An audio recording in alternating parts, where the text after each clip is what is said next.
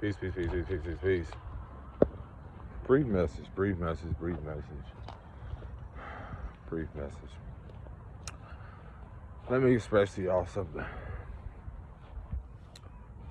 Greetings to all, peace to all, greetings to all. Let me remind you. Ooh, oh, I dropped the phone.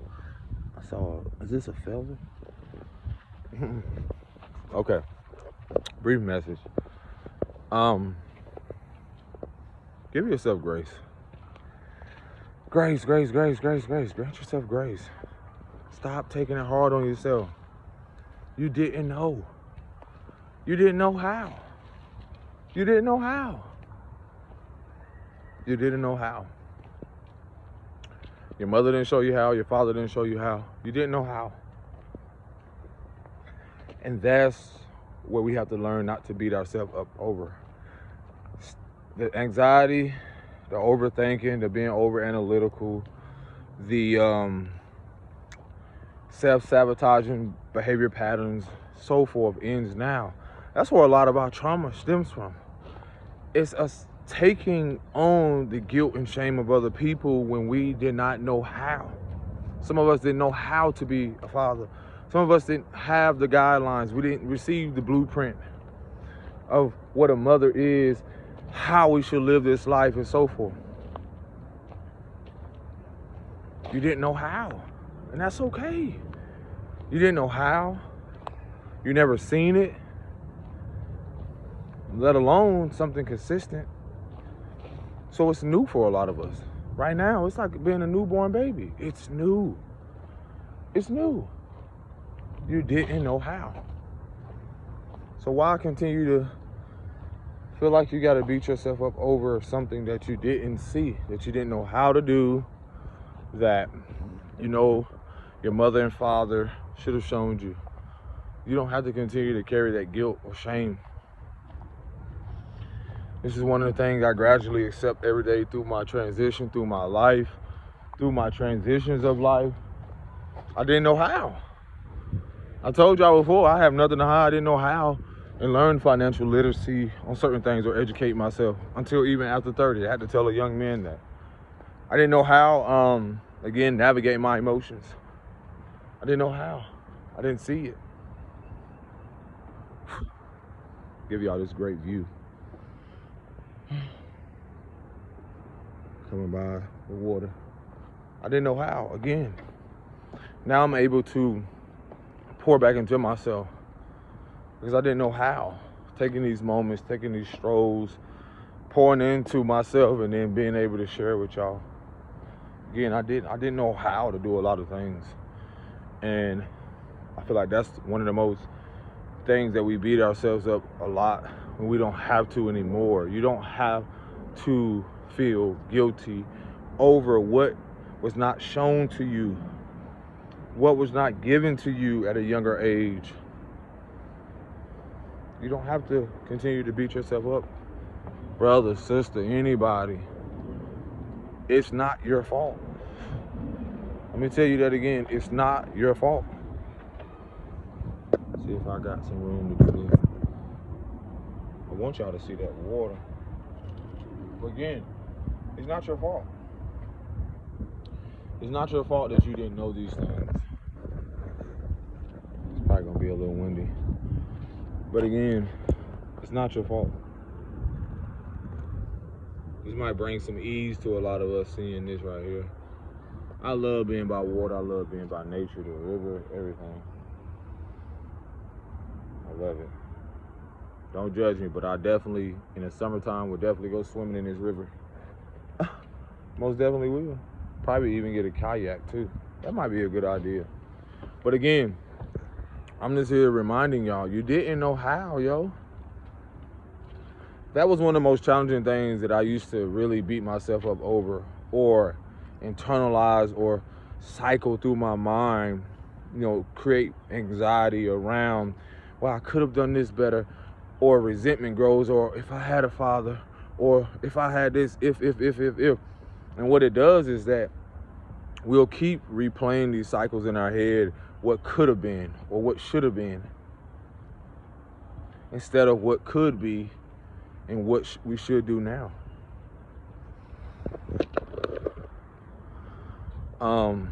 So again, it's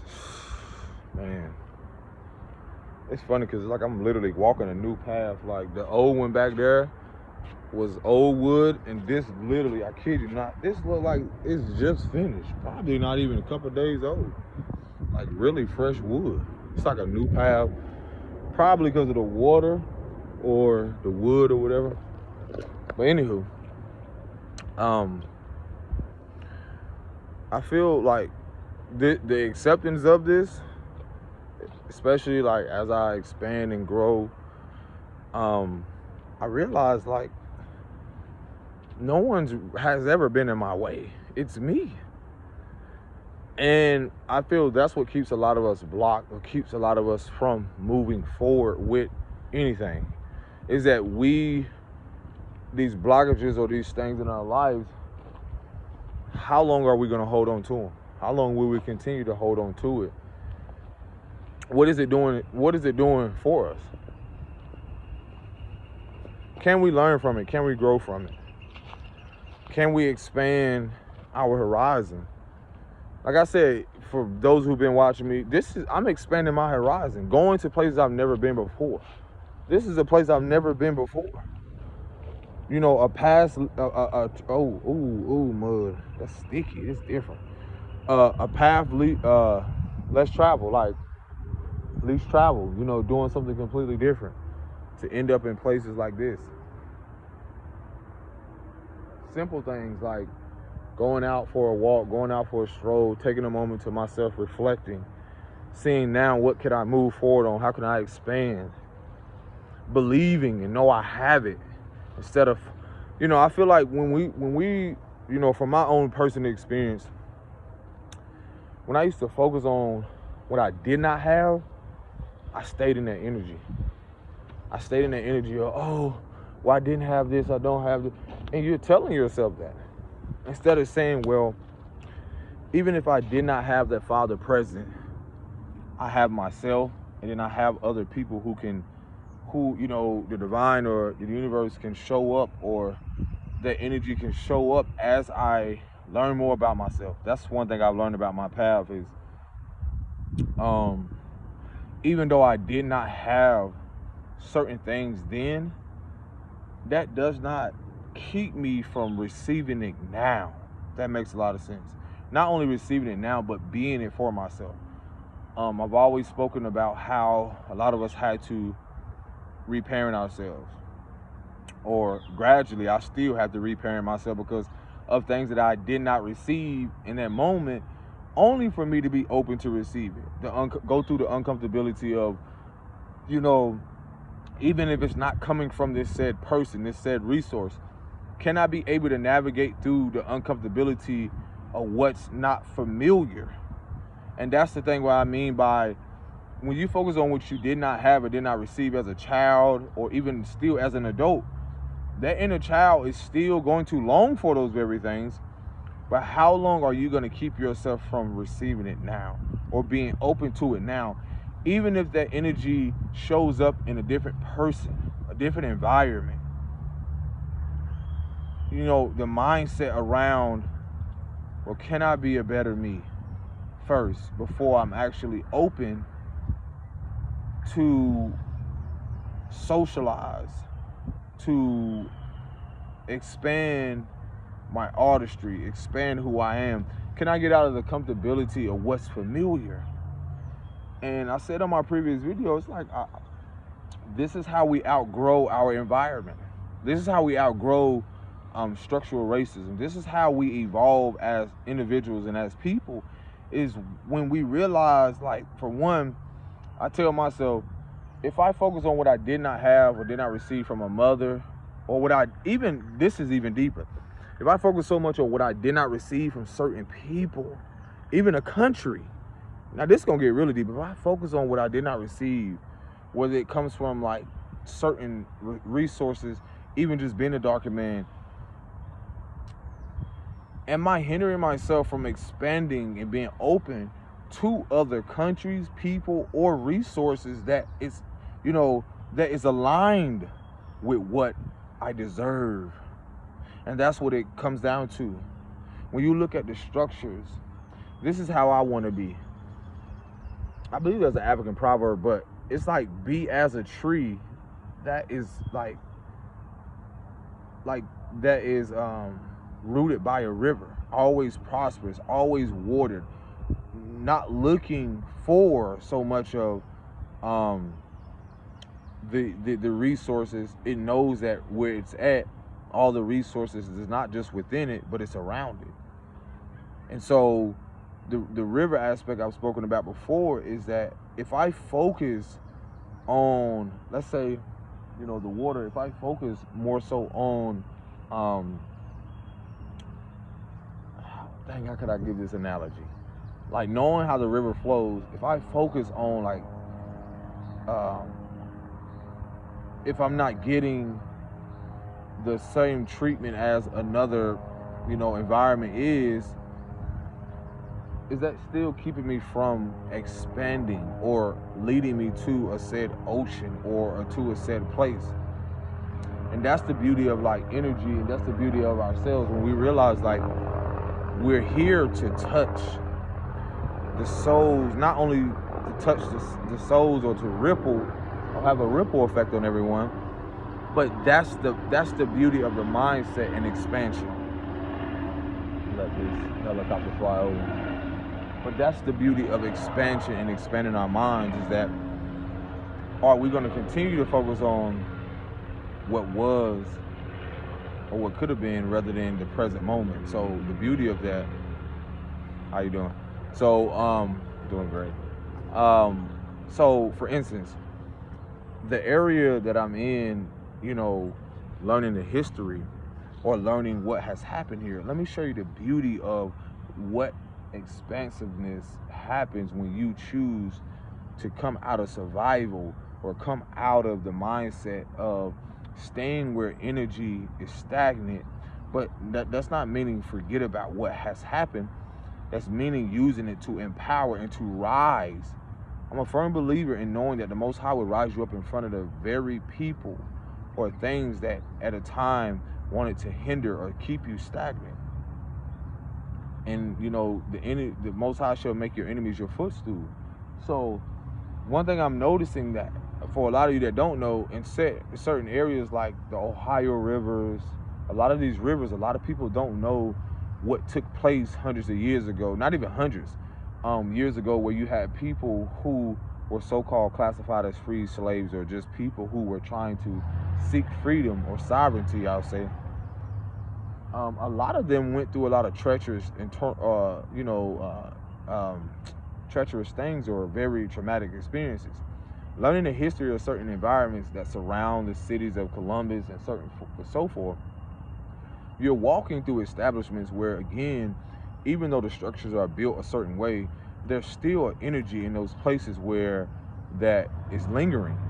And so the beauty of the beauty of things now is me like wondering why the divine is bringing me on this path. Am I reliving something? Am I living out something? Am I a continuance of not only the ancestors that came before me, but the kids that will come after, the generation that will come after? And most people will look at these areas and be so, they'll forget the beauty and the amazement in what not only happened, but they'll stay in the pain and forget about the present and what could be. That being said, these are the same rivers where a lot of those people who were looking for sovereignty or freedom, I was reading about and learning how they were literally jumping in the rivers to escape, to cleanse their body of the scents from the hound dogs when they were chased by, and I'm gonna use the term said, I'm just saying people who were trying to hold them captive, because no one is the master of no one. So I won't use, people will use the term slave master. No one is the master of no one. And that's the illusion of, how the false empowerment, the powers that ain't or used to be, how that was orchestrated to keep people in a mental state of, fear mongering or fearing that they cannot expand outside of their comfort zone. And I'm living proof, and so are you, by seeing this message, hearing it.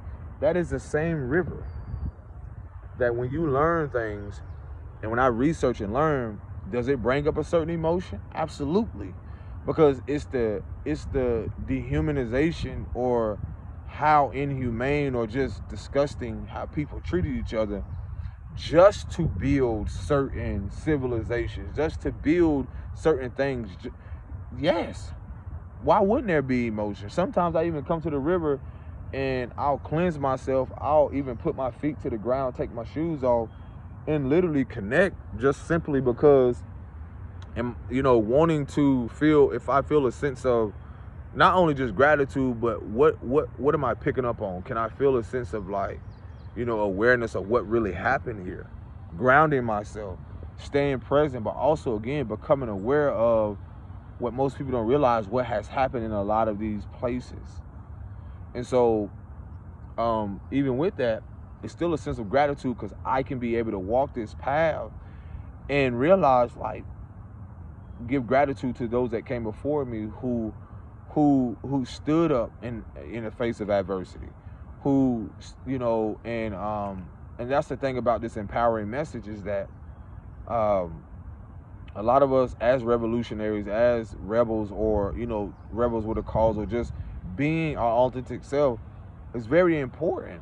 What we choose and how we choose moving forward, and being intentional and being aware, like, okay, this is what happened here. What could I do moving forward? And taking that energy, that emotion, or whatever, and realizing, like, okay, how can I expand this? How could I rise? How could I, share my message? So, again, imagine so many people moving to a place or country, or imagine, this is real when I say people who grow up in certain environments, and then you've seen how stories have been told, but what do they call it? Half truths and whole lies. Never really telling the truth about what has happened on these lands to the kids, to their generations. That's the thing that can no longer be hidden. And even when it comes out, it's the uncomfortable truths that people are afraid to accept. It's not to say that, people have to stay that, but it's almost like the fight between good and evil in a way. So again, just recognizing the fact of, like, I get to walk here, and at a point in time, not even 40, 50, 60 years ago, this wasn't possible for a lot of people that were darker. And that's not to say people that are a lighter shade did not support in people becoming free or sovereign, as they say. It's the awareness around, like, me traveling places before, me being places before, and recognizing, like, wow, this happened here. But now I can have gratitude that I have the opportunity to continue something different, and a legacy, or continue something that has never been seen or done before. So yeah, and that's really a choice of, again, giving yourself grace for what you did not know, and that's why I give grace to a lot of people, even when it comes to people that are of different nationalities and shades. It's like they've been told so many things and they really have no idea, and it's not even their fault. And also, again, giving yourself grace to where a lot of us are creating a different atmosphere, there's a shift, and all these uncomfortable truths, things need to come out so people can become more aware of what it is that they've been living in, and unconsciously behavior patterns that they're not even aware of. So yeah, that's it, man. Every day you got to give yourself grace, because of you didn't know what was going on. Growing up, I didn't know a lot of things, and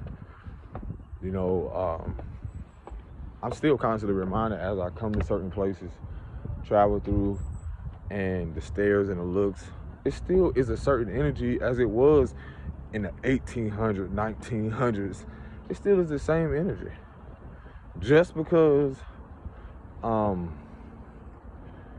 things have evolved, or things have people uniforms or certain things that have changed does not mean their internal battle is any different. So that's the beauty of even walking in confidence and being yourself and being in integrity. You don't have to do what others are, because truthfully, even what has happened doesn't have to define who you are as a person. I just learned to realize that I can choose to redefine myself through these experiences.